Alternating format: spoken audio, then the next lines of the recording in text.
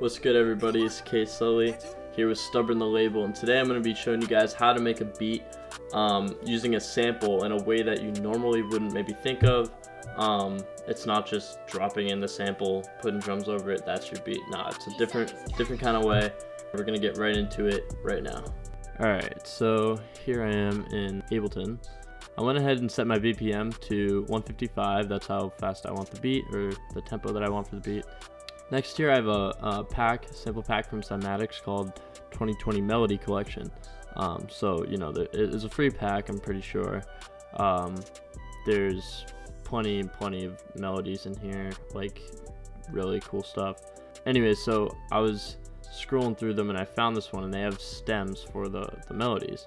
So there's this one sound that I wanted. It was like it's a Rhodes keys, you know, sample chord progression. So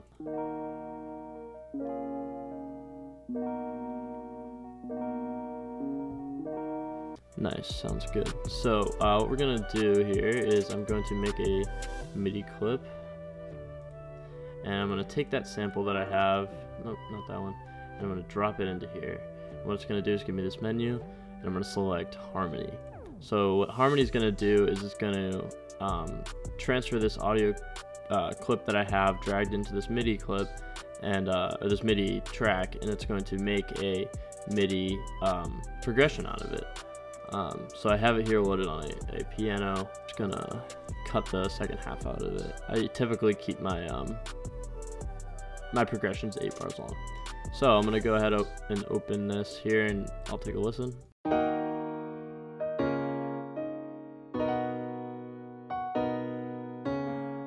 So you can hear it kind of sounds pretty similar to the original sample that I played, but I want to make it better because it's a little bit off. Some of the keys aren't right. It's not perfect, but it's really cool, and you can do it with any pretty much different kind of samples.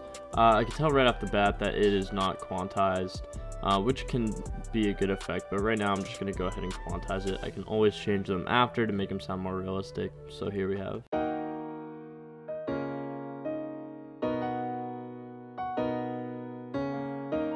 So much better already. The next thing I'm going to do is I turn on this here. I'm not sure what this menu is called, but what it does is it allows you to hear the notes that you select when you select them. So these two here, I'm just going to go ahead and take them out. They're not really needed. So yeah, I'm going to go ahead and take out this G note right here. Just hit delete, and you can actually press H on the keyboard to zoom in a little bit. Let's take a listen.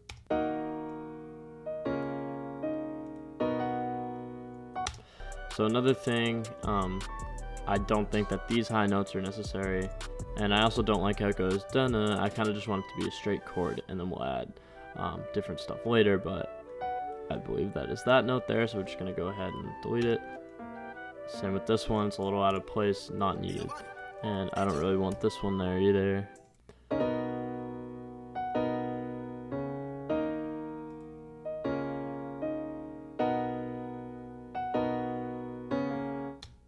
So, and then the end, it screws up there a little bit. So here we have the full loop, quantized and edited to sound better and match the key.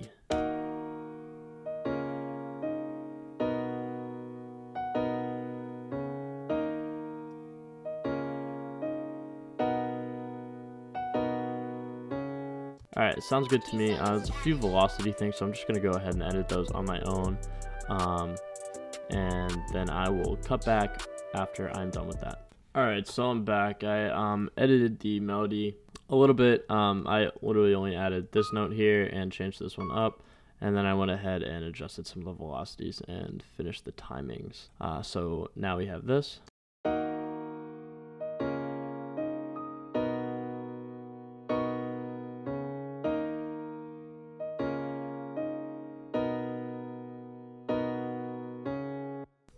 So now what I'm going to do is I'm going to put this into a, the piano sounds good, but I have a better idea. So I'm going to use a preset that I had made previously while I was off camera, and that preset is made in Serum, and it sounds like this.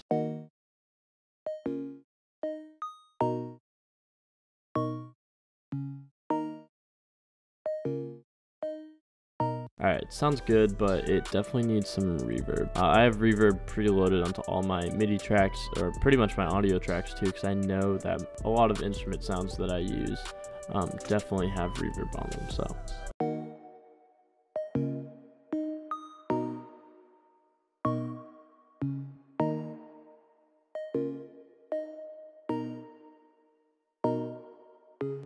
Honestly, I'm gonna jump right into getting some drums into this because I'm liking how this sounds. It's pretty full. I'm sure we'll end up adding another sound. For hi-hats, I'm going to I'll use a Bassed One pack. Shout out Bassed One.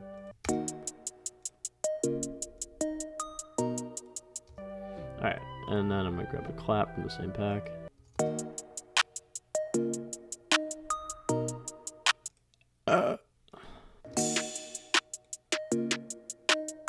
And what we're gonna do with the 808 is just follow the bass notes because it's easier.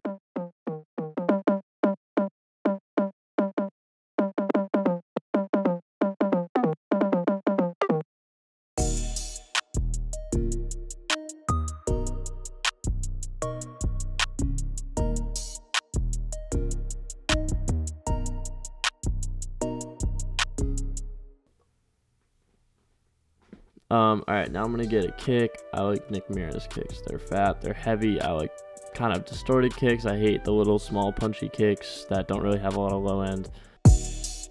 Yep. Yeah. Alright, so I just added a little bit of rectifier, which is a saturator preset. You can find it in Ableton under saturator. It's dope. Me and Stbrn use it on a lot of shit.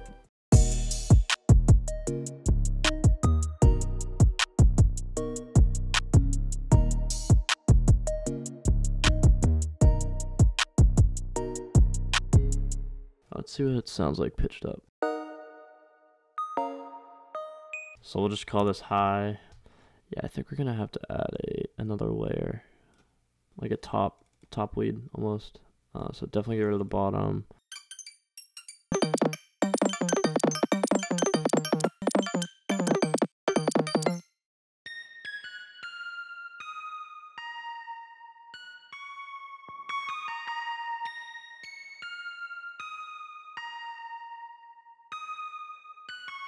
Alright, let's find a pad that fits because it's a little empty still. And by doing so, I'll probably get rid of a couple of the other sounds because I don't want it to be too, you don't want your beats to be too filled out. You know what I mean?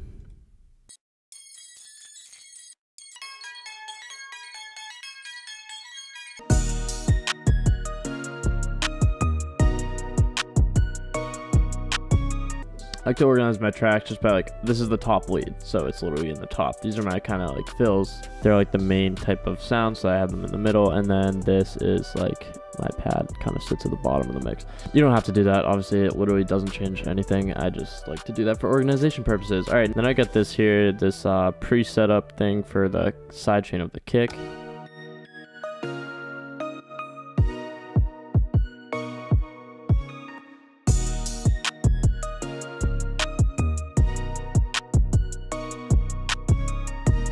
So just to recap, what we did was we took that sample that we had from the cymatics pack, dropped it in a MIDI clip here, edited the notes so that they fit with the track, and then I added another layer that we'll use for arrangement. I have a pad layer to kind of fill it out, and I got a top lead to add in certain sections. Then we have an 808, and of course the drums. Yeah, the beat's pretty much here. I'm gonna go ahead and arrange this.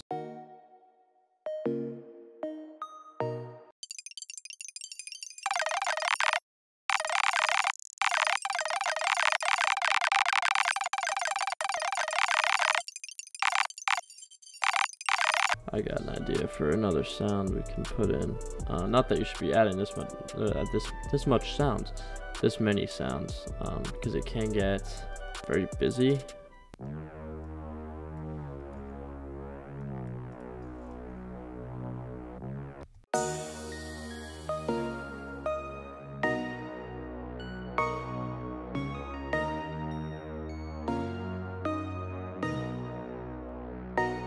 Thing needs some friggin' percussion, dude. It's like,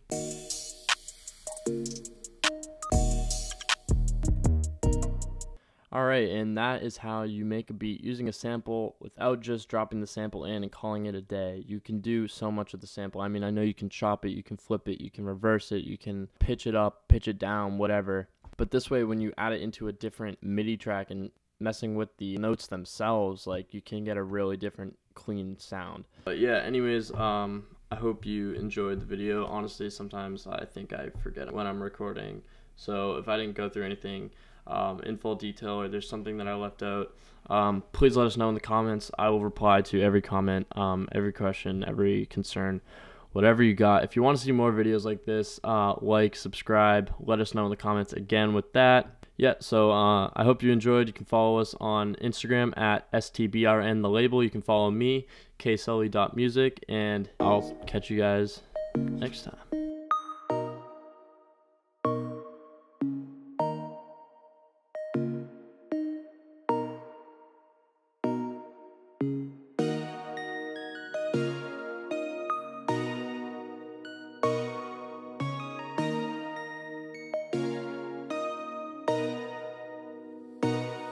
Sully's got it.